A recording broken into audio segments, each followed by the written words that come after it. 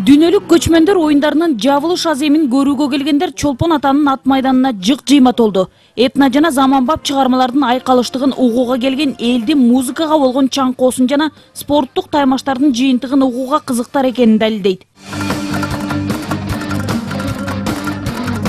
Ат майданга толгон элдин бүйүрүн кызыткан дагы бир окуя бул көк бөрү боюнча таймаштын жеңүүчүлөрүн сыйлоо аземи болду. Сыйлыктарды президенттин аппарат жетекчиси Данияр Нарымбаев тапшырды. Көк бөрү боюнча коло медаль жана 500 000 сомдук байгеге Орусиянын Алтай командасы татыды.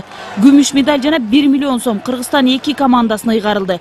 Баш байгеге ээ болгон Кыргызстан 1 курама командасынын чабандестери сахнага ат үстүндө чыгышты. Аларга баш байге алтын медаль жана 3 миллион сомдун сертификаты тапшырылды. Көк бөрү оюну боюнча баш байгени жеңип алган Кыргызстан 1 командасына 3 миллион сом ыйгарылмакчы. Кол чабуулар менен колдоп турабыз, урматтуу көрүүчүлөр. Оюндар башталган биринчи күндөн баштап эле кыргызстандыктар турнир жадыбалында биринчиликти бербей келди. Дүйнөлүк көчмөндөр оюндарынын жыйынтыгы менен Кыргызстандын спортчулары биринчи орунду ээледи. Кыргызстандын капчыгында 55 медаль, анын 16сы алтын, 20сы күмүш жана 19у коло. Экинчи орунда 28 медаль алган Казакстандын командасы.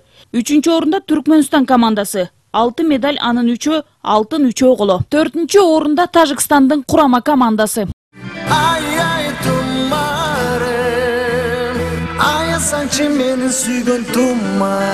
Оюндардын жабылыш аземи КТРК, 5-канал НТС, ЛТР жана эл аралык Мир ТРТ Аваз телеканалдары аркылуу түз эфирде көрсөтүлдү. Көрүүчүлөргө гала концерт сунушталды. Көрмандар лазердик жана иллюминаттар шоусуна күбө болуп, АКШ, Түркия, Азербайжан, Казакстандан келген артисттердин жана атамекендик ырчылардын мукам үндүү ырларын тыңдады. Нургүл Жумабекова, Тилек Эркин уулу, Коомдук 1 канал.